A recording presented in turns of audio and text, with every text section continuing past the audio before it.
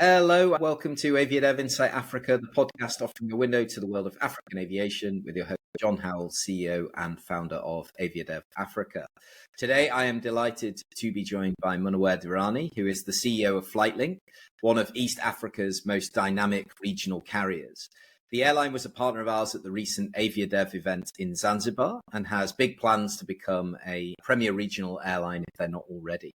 Some people say there are too many airlines in Africa, but I believe that's not reflective of some of the amazing operators that have been able to find their niche and really carve that out and able to find success. And I would put Flightlink very firmly in that bracket.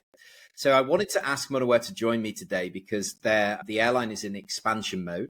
They've just opened a new route from Zanzibar to Jomo Kenyatta in Nairobi. I think I'd like to start there, Munawer, because you spent the whole week in Nairobi. And first of all, welcome to the podcast. It's great to have you with us. Thank you very much for having me on your podcast. I appreciate it. Thank you. No, great. So talk to us about Nairobi. Like, why is now the right time? Why Nairobi, Zanzibar? What's informed it? How long have you been planning this? Just give us the full history. Okay. Nairobi is a dynamic city, everybody knows, and it's one of the hubs in Africa, and exchange hubs in Africa. Nairobi, Johannesburg, and Morocco, and Egypt, Cairo. These are the four main hubs in Africa, and we believe that Nairobi is an East African hub, and it's a very important hub for the East African travel. And recently, we realized that to tap into Nairobi was very important for the movement of our tourists who arrive in Nairobi and would like to make their way into Serengeti and Zanzibar. So Nairobi is a strategic hub for the growth of the Tanzanian tourism and aviation. Why is Nairobi important? Nairobi is important because there are a lot of airlines that operate out of Nairobi. More airlines operate out of Nairobi than, of course, Zanzibar and Dar es Salaam. So Nairobi is a strategic hub for the influx of tourists into the East African leisure markets. And that's why we explored Nairobi. We have been working tirelessly for 2 years to get the route approved for us, Zanzibar-Nairobi. 2 years. And we had three rejections, but we never lose hope. We pushed. Finally, we got the approval last year. And we, of course, it takes 6 months for us to plan the route. We plan the route, though we still need to do brand awareness, the airline awareness in Kenya. But we are getting there. But it took us a very long time. And it's the right time now. We started at the right time. The July is the movement of tourist season within East Africa. And we all understand now that tourism is not a point-to-point travel. Tourism is a circuit now. People move from Masai Mara to Zanzibar, Masai Mara, Mombasa, Masai Mara, Serengeti, Zanzibar, bush to beach. So it's the right time that we got into this route, and the route is growing. There is a strong demand. We believe that there is a strong demand between Nairobi and Zanzibar. And most importantly, that we have a direct flights from Zanzibar to Jomo. A lot of people fly with the international airlines that do not operate in Zanzibar. So they would end up in Nairobi and they would fly with us, direct flights. So they would arrive overnight and they would arrive in the evenings and connect with us, or they arrive in the mornings, the early morning flights from Europe and US, okay, and then connect with us to Zanzibar. And then we would fly them back in the evening to connect their flights onwards to their destinations in Europe and US. So it's a growing route. The Nairobi Zanzibar is a growing route. We always knew that the route is very important, and our competitors are flying almost 5 to 7 frequencies on that route. And hopefully, if everything goes well, we will also increase our frequency. So there is a demand of the direct flights. People don't like to fly via these days. So there is a growing demand. for a direct services, 1.5 hours, you're in Jomo Kenyatta. So this is why we feel that Zanzibar-Nairobi connection is very important for us. Yeah, it's great. Thank you for putting that to us. Yeah, I always say about Jomo Kenyatta, the thing I love about transiting through there is there are so many operators. Yes, it's been challenging to get in, but you are in, and Kenya has always been quite open. Of course, you didn't mention Addis in your list, but of course that's not but only because that's not really a viable hub that you're going to be working with right now anyway. And we'll come to that in terms of where we are.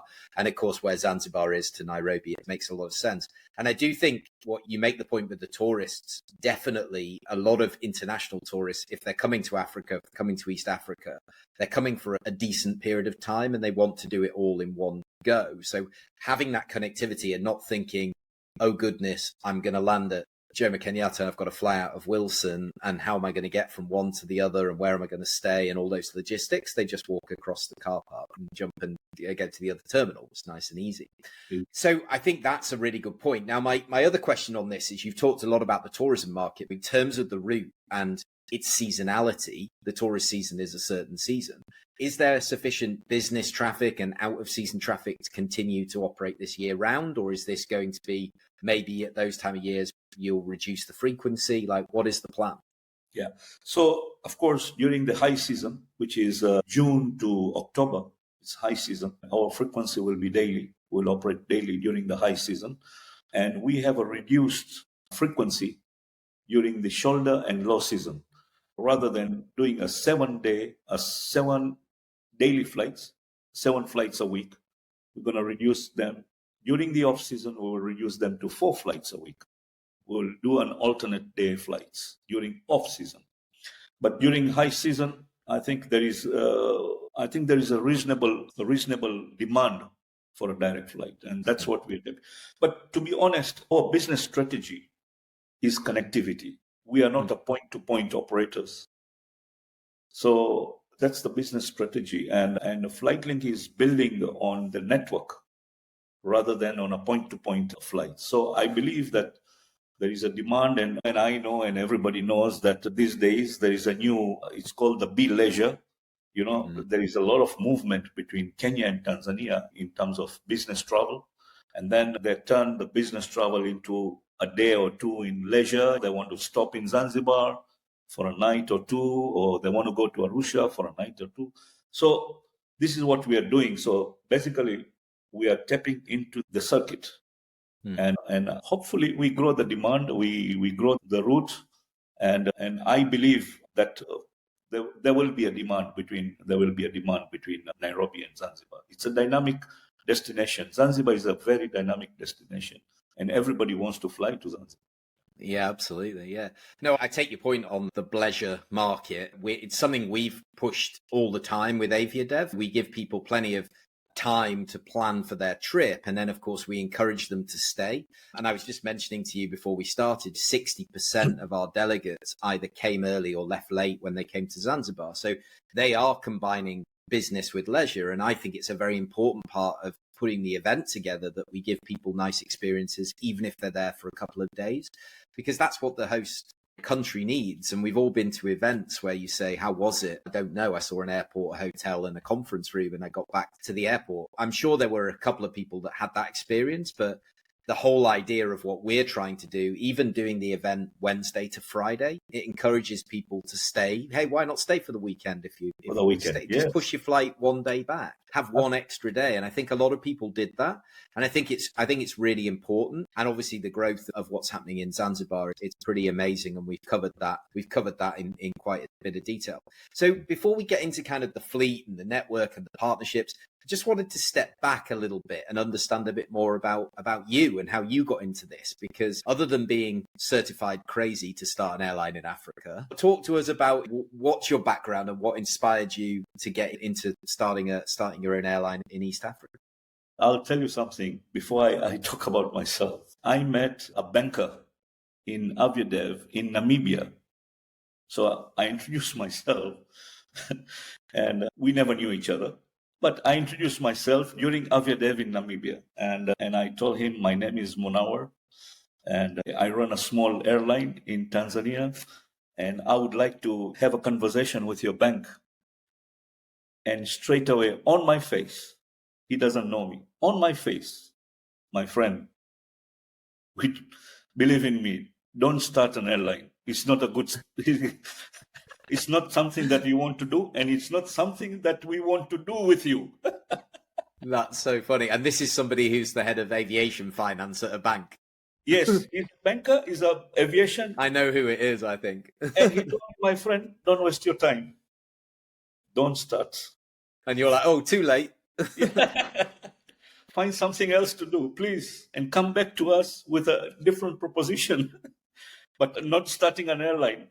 I said, thank you. Should have said, and why? I'm sorry, I'm trying to understand. Why are you here? Like, this is what we're here for. Believe in me, he spent the whole 3 days sitting next to me. So every day he reminded me, don't do it. Don't do it. Oh, I love it. What a great story. Yeah, that was great. Yeah. I'm a commercial pilot. I always wanted to be a pilot during my university days. So I became a pilot. Of course, from the humble family, my father could not afford the studies so I managed to start a small business, and then I funded my own training. I went to US, I became a pilot. I came back, I bought a small aircraft, a Piper Seneca 2 from South Africa. And I bought the aircraft, I exhausted my money. I didn't have money to pay for the insurance of the aircraft. I had to loan the money. So just $5,000 I didn't have. But I had the drive, I had the spirits. I said, no, I'll do it. So we got the aircraft. I bought the aircraft, and that's how the journey started. And today we own 8 aircrafts and a network a good network of scheduled flights. So that's how it started. Very humble beginning. But you know what? Every journey that I went through, and I'm very blessed. At the end of the day, I'm so blessed that I didn't have the money, because I learned the hard way. When you have the money in your pocket, you are relaxed. You have the money, you use the money. But when you don't have the money, and to get that money, you learn the hard way, and you know what to do and what not to do, because you have very limited resources. And it's all about the discipline. The airline business is all about the discipline and the cash flow and the expenses. And it really helped me. And I thank God for my humble beginnings. You need a lot of money in airline business, but I believe you need a lot of courage for airline business to start an airline. You need courage, you need discipline. The money will come. Yeah, wow. So inspirational. Yeah, again, those successful airline CEOs who built something from the ground up, Roger Foster always drummed into me, he says, balance sheet, P&L, keep an eye on it, because the first thing you're told, and anybody listening to this, I think, will have some idea of this, is, as your banker friend said, look, this is a high volume, low margin business. That's not a good business. Those two things are not good things, where they're high investment, high risk, and very low returns. The average airline last year, I think it was $5.80 globally, but in Africa, I think it was 80 cents per passenger. And that's including all airlines of all shapes and sizes. Of course, that's some that make profits, some that make losses. Is that a business that the average person, without the courage, as you say, to do something amazing, which is build something which is creating jobs, creating investment, creating opportunity, connecting cultures, what an amazing privilege to be able to do that. And that's how I see. I'm not really an av geek per se that is really into the nuts and bolts of the aircraft. You maybe are as a pilot, but I'm much more about the bigger picture of the impact of aviation and the good that aviation can do in the world. Which side of the fence are you? Are you a bit of both? I'm a bit of both. Yes, I'm a bit of both. And it's not easy to make money. Recently, I'm doing an MBA at the moment. You told me, yeah. With Jemba, a business school in Toulouse. And one of my professors, last month, and he asked a question in the class, and he said, give me a ballpark figure that how much do airline make per ticket, per journey?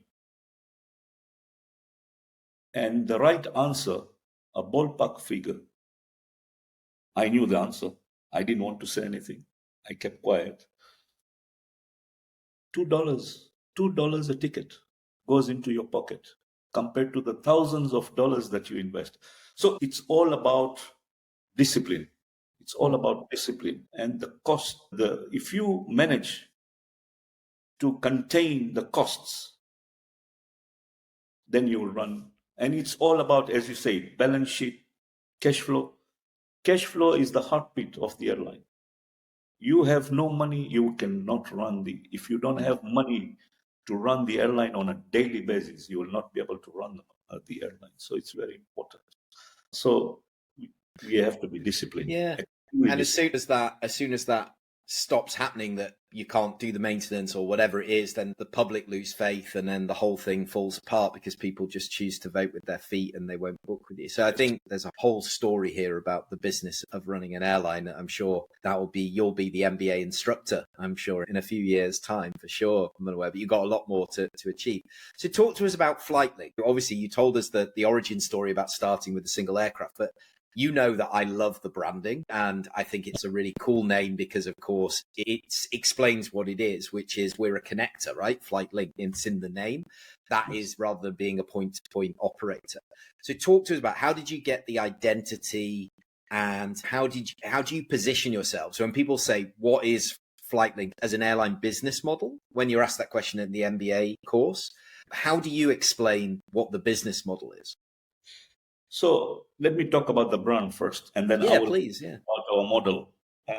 During COVID time, it was just right before COVID time, but more about during COVID time, when we were all relaxed, and I was thinking now, one fine day, we'll go back to work. And I always had faith that we will go back to work. And I said, okay, what is Flightlink all about? So it gave me a little bit of time to think what is Flightlink all about and where I want to take this company when we go back to business.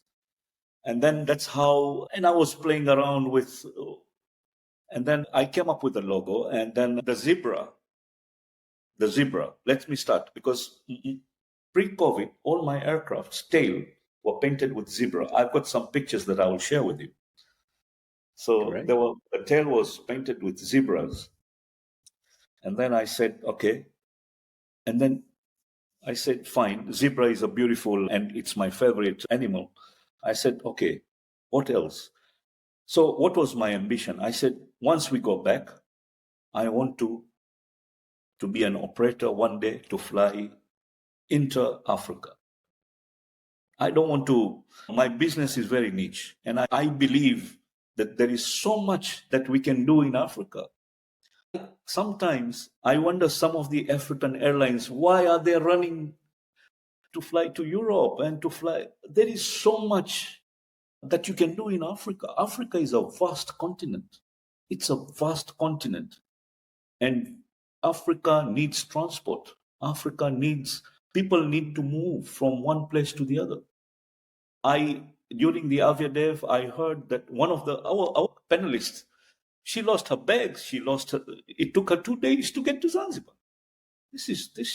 Why are people, I don't understand. So I said, I want to be an African airline. And since I took the Africa design with the zebra, that is the brand, that a zebra is a hardworking animal, beautiful, hardworking animal, easy. He's a very easy animal. You go to Serengeti, you can even pet the zebra, all right? He doesn't feel threatened by people. He's very beautiful animal, beautiful stripes. And then I said, we plotted the eyes with the Tanzanian map. So the eye of the zebra is the Tanzanian map. And I belong in Tanzania.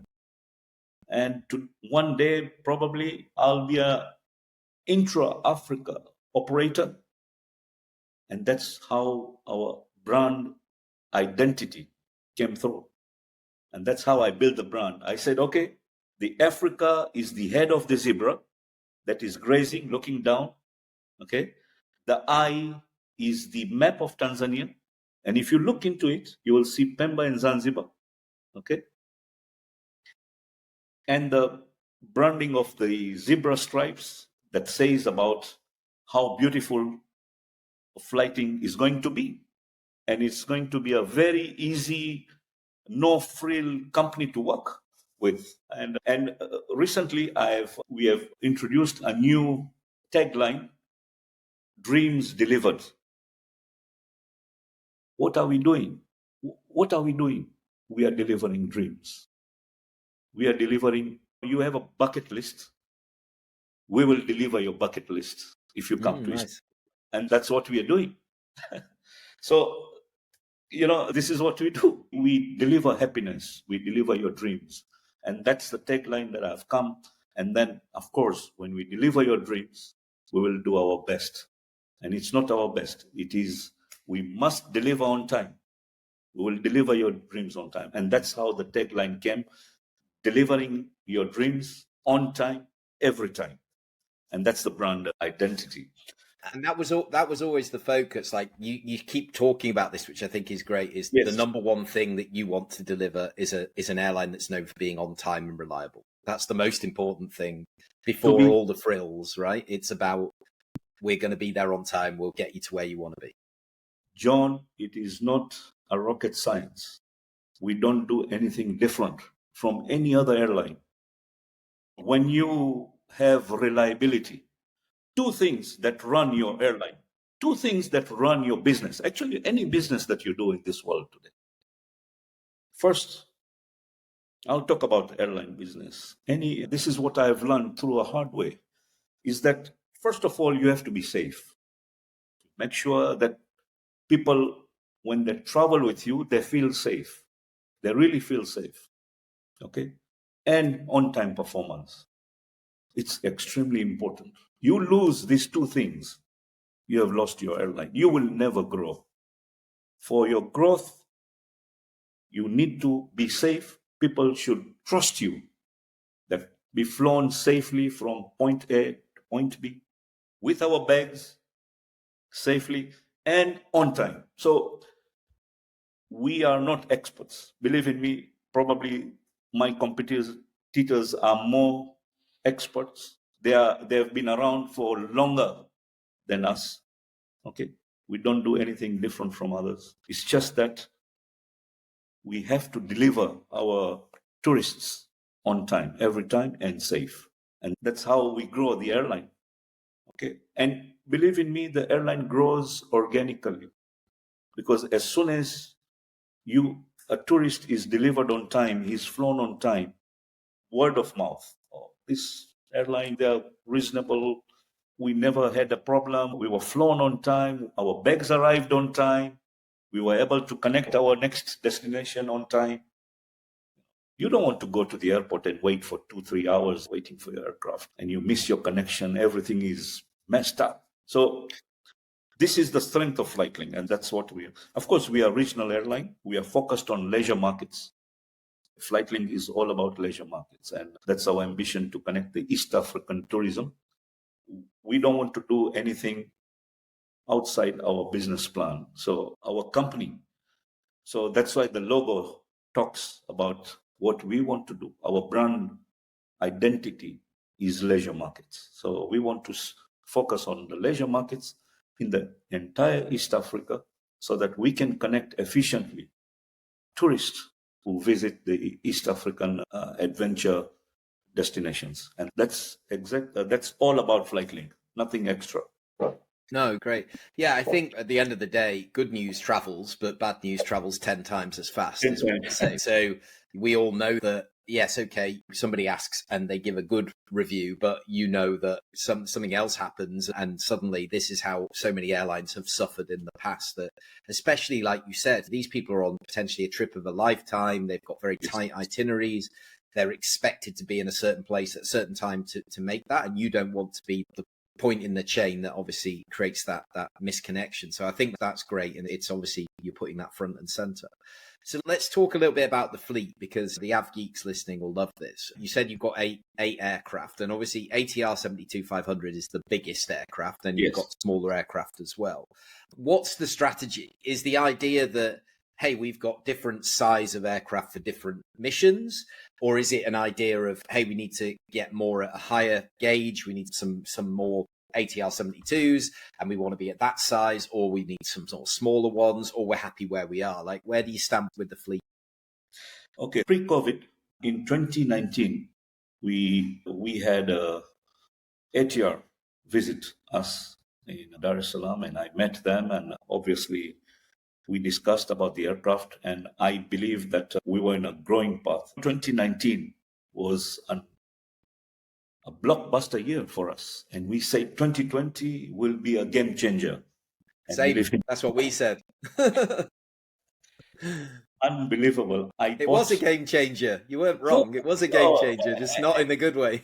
Yes, not a good way. But believe in me, we learned so much. So I was operating Embraer 120s. I had 3 of them and 3 Caravans.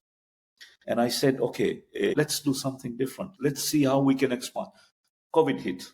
We couldn't do it. And then after COVID, I said, this is the right time.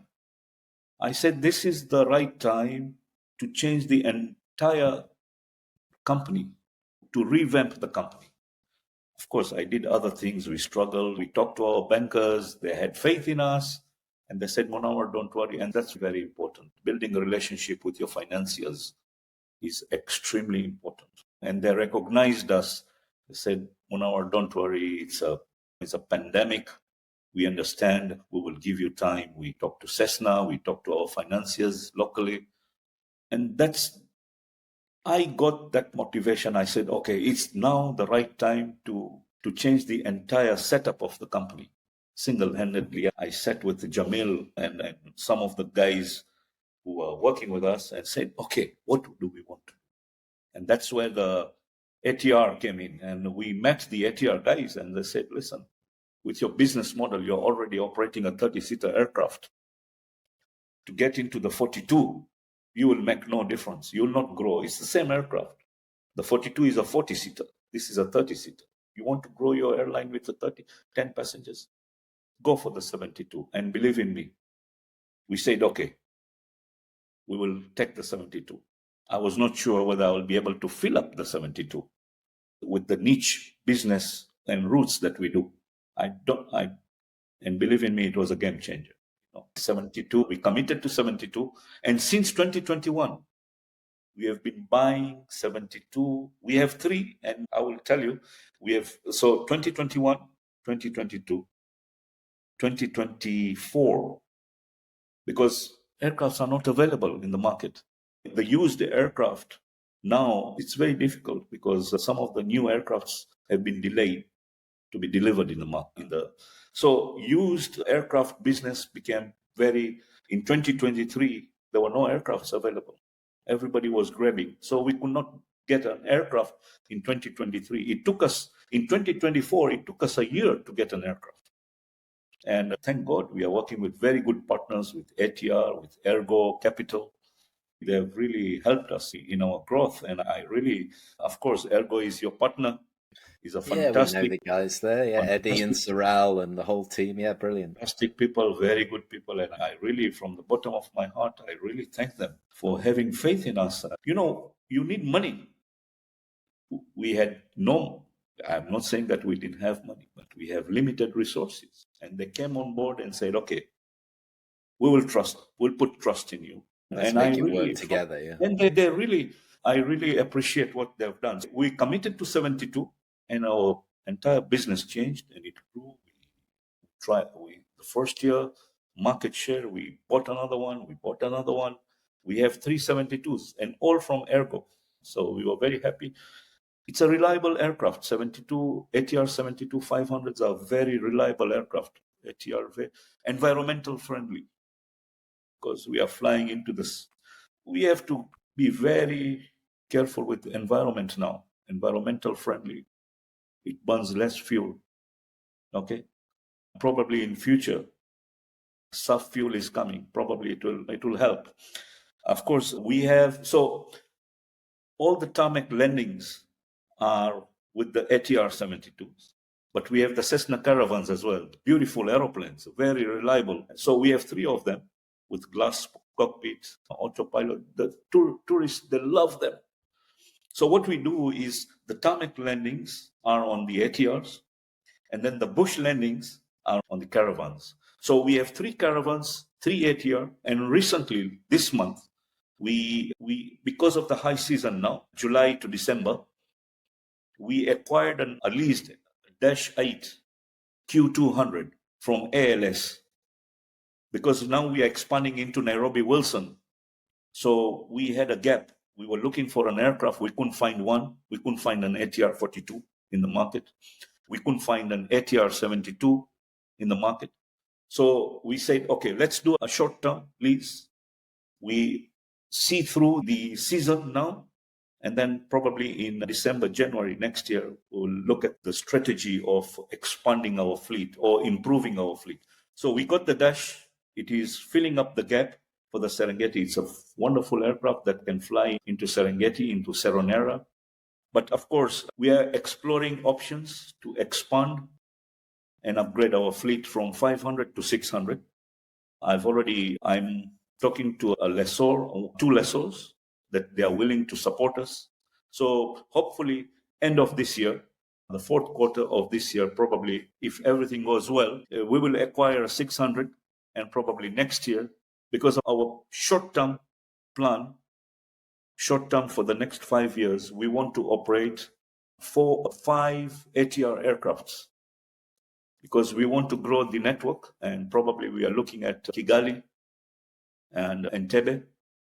Okay, so that covers the East African, and we would like to connect all these East African leisure markets. So I think ATR is the right aircraft that we can. So this is what the demands are growing. So these are the right aircraft. The 72 has got the right seating capacity, not too high, not too low. 72 seats, quite good. So we are exploring the options, and hopefully, if everything goes well, we'll acquire one end of the year, and then probably the next one beginning of the next season in June. So we are looking for 2 more aircrafts into our fleet. Fantastic. Yeah. It's fascinating. Everything that you said there, I'm sure that the audience will be super interested in. And the fact that, again, another partner of ours, ALS, who were at Aviadev, they are doing some of these short-term leases. They're a local partner being based in Kenya as well. And I think that you having that flexibility to say, what we need right now or what we can get, let's be pragmatic. What can we get? We know what we'd love, but what can we get that fits the bill? I've got this for a short period. I've got these leased ATRs. You've got a good partner there who obviously is very strong and has always been strong in the kind of regional market. So yeah, I think that's really good to talk about. And now if we get to the business of what you're doing, and you and I, again, we had a little conversation about this before we recorded, but I was fascinated to ask you about partnerships and the ambitions that you have. You say you're a connector, but to be a connector, it obviously makes sense to have partnerships, right? Beyond the network, to extend your network. And I think the interesting thing for me is, number one, that now obviously you're flying into Jomo Kenyatta, as we've talked about, where there is a huge amount of connectivity, more so than there is from Zanzibar direct, for example. There's lots of connectivity from Zanzibar, but there's obviously more from a hub like Nairobi. So where are we at in terms of the collaboration that Flightlink is ready to have those conversations and willing to have those conversations? Okay, partnership is very important for Flightlink, and I believe that partnership will grow our airline when we are collaborating with different airlines, partner airlines. We bring the resources together. It's more efficient when you work. So for us, currently, we are concentrating in getting IOSA certified. We are investing now, and it's not easy. It's expensive, time consuming. We need resources, we need personnel. As I said, in human capital is very important.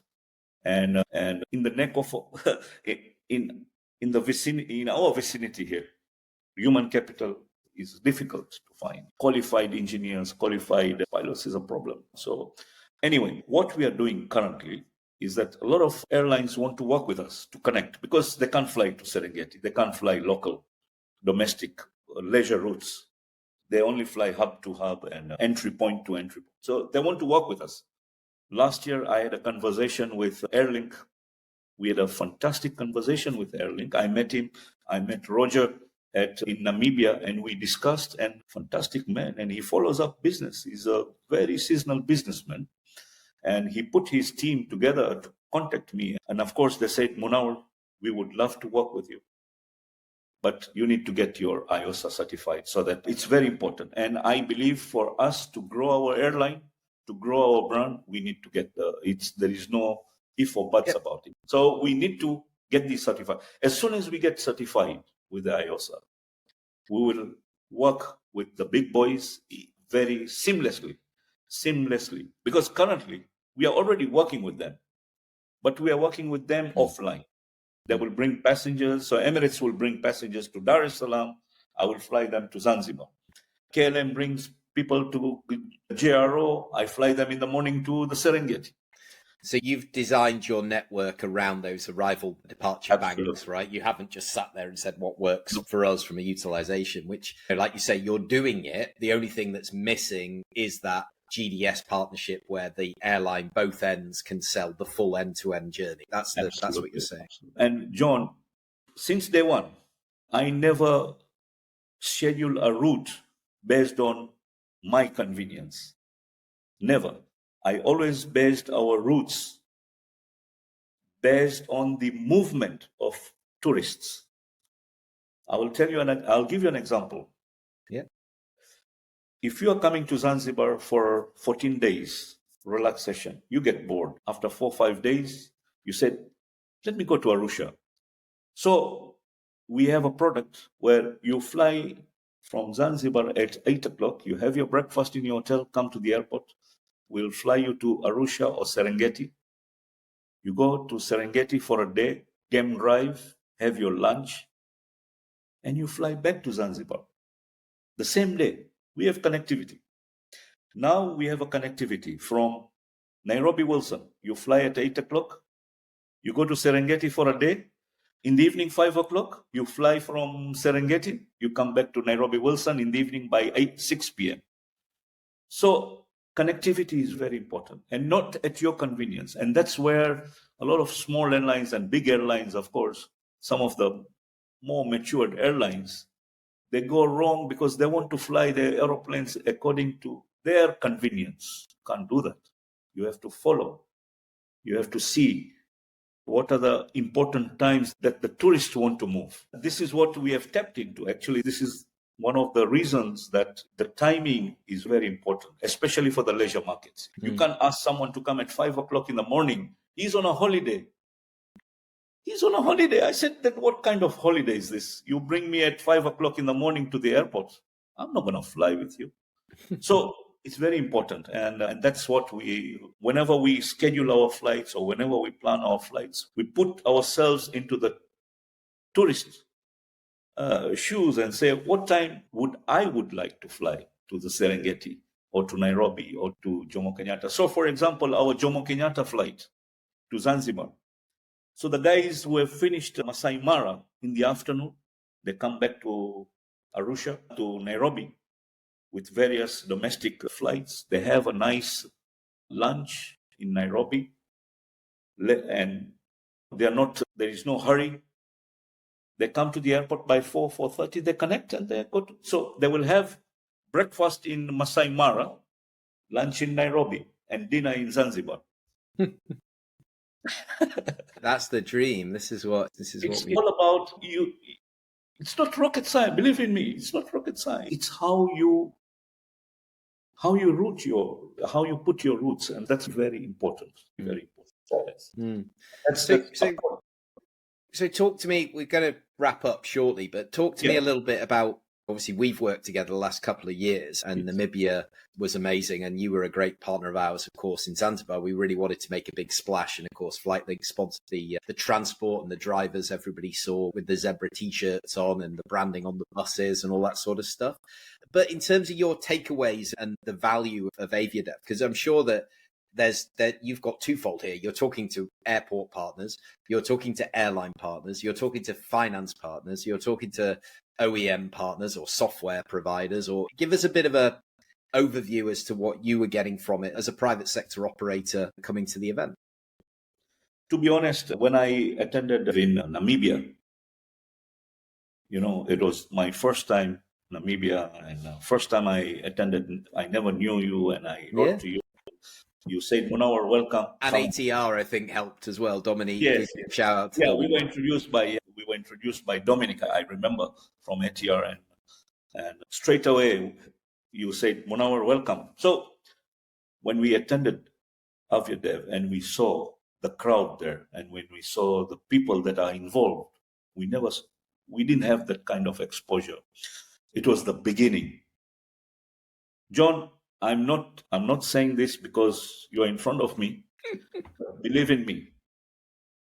It was the beginning of the brand awareness of Flightlink, fraternity of aviators in Africa. And it was a great experience. And we gained so much valuable insights from different professionals in finance, aircraft lessors, and it really expanded our horizons. Me, as the leader of Flightlink, as the owner of Flightlink, managing director, there were things that I have learned I never thought about. So it was an extremely great experience with Aviadev. Of course, then we went to Air Finance in Johannesburg. It also opened up, and unfortunately, but then we said Aviadev was a good platform for us to move ahead. And thank you so much for having me on the panel in Zanzibar. Mm-hmm. It was an amazing, I wrote to you, I told you, it was an amazing to hear the CEO of Ethiopian Airlines talking about his experience, the way he runs the airline. It is an inspiration for this young generation of aviators. It was amazing. It was amazing. And always partner with Aviadev. And believe in me, we will do anything that you want us to do in Botswana. We will partner with you. That's very kind of you. You know that the national animal of Botswana is the zebra, and the football team is the Zebras, right? That's their football team name. So yeah, we're quite excited about that. And of course, our friends at Investec will have something to say about that as well, because they love a zebra or two. Yeah, it's great. And I loved what you said about the branding and the marketing. And yeah, look, we're super excited because your success is your success, but we love to shine a light on, as I said, right at the top. It's very easy for commentators from outside of the continent to just dismiss it and say Africa only needs this many airlines. But you have to understand that you can be successful if you find the right niche, and if you're upskilling yourself. You've told us, and I knew anyway, but you've said to the audience today, of course, you're doing an MBA. You're running an airline as well, but you're doing that because you want to be the best you can be, right? That's the idea behind doing that on top of running an airline. I can't imagine how long your days are if you're doing that at the same time. But I think that's just so inspiring. So you think, just to finish off, and you have covered a few bits on this, but it's just really to look ahead and say next 12 to 24 months, you've talked about potentially growing the fleet, potentially growing network as well, depending on that fleet side of things. What is on the table? When do you finish your MBA, actually? That's probably in the next 12 to 24, isn't it? Yeah. MBA is a great platform for me. I've learned so much. We are on holiday now. I'm on a holiday now, on a school holiday now. So we'll start back in September, and I think I will graduate probably in April next year. It's a distant learning. But looking forward now, for the next 5 years, my short-term plan is to grow my network. As I said, we are looking at Kigali. We want to connect Kigali to it's all about leisure markets, tourism circuits. Kigali and Entebbe to Arusha, so that the tourists move around. So we want to grow the network. That's one. Number two, we want to increase frequencies into the leisure markets that we are operating. We want to expand, get the market share, very important. We are flying now 8 times a day out of Arusha to Zanzibar.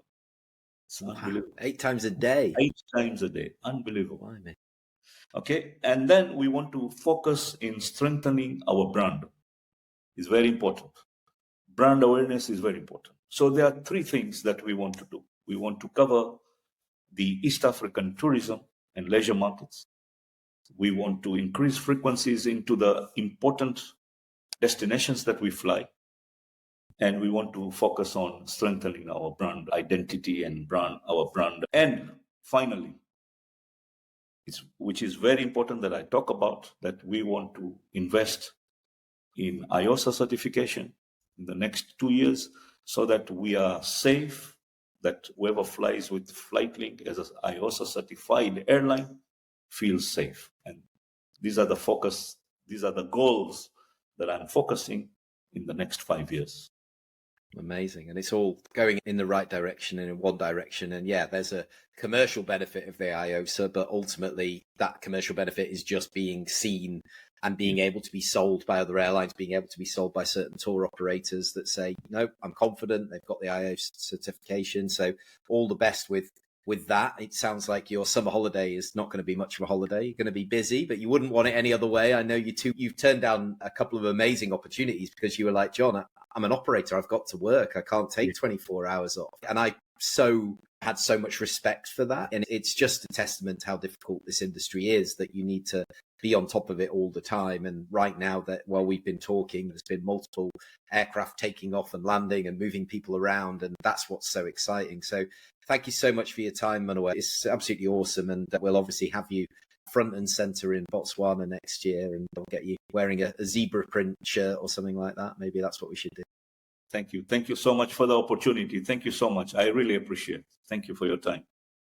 Yes, absolutely. And so for everybody who is listening, a couple of things. One is that I will put the link in the show notes to the CEO panel. So that's completely freely available on the YouTube channel, on the Aviadev YouTube channel. You can watch the full session, which includes Munawer, includes Ethiopian Group CEO Mesfin Tasu as well. Plus Jules was there from FastJet, and we had Helen from AfriExim. We got a real nice mix of people on there. So I'd say that if you want a mini MBA from courtesy of Aviadev, go and watch some of these videos, because if you weren't able to actually be there in the room, or you weren't able to consume it first time, just go back and check them out. They're free, they're open source, and we want that because, again, it's very important to inspire and educate that next generation without the big gap of you've got to pay for something or you've got to travel somewhere. You're doing an MBA, Munawer, remotely. It's very similar here, that I can't invite everybody and open the doors to everybody to come physically, but in terms of the content, you can still get the benefit, and it's open source and it's free.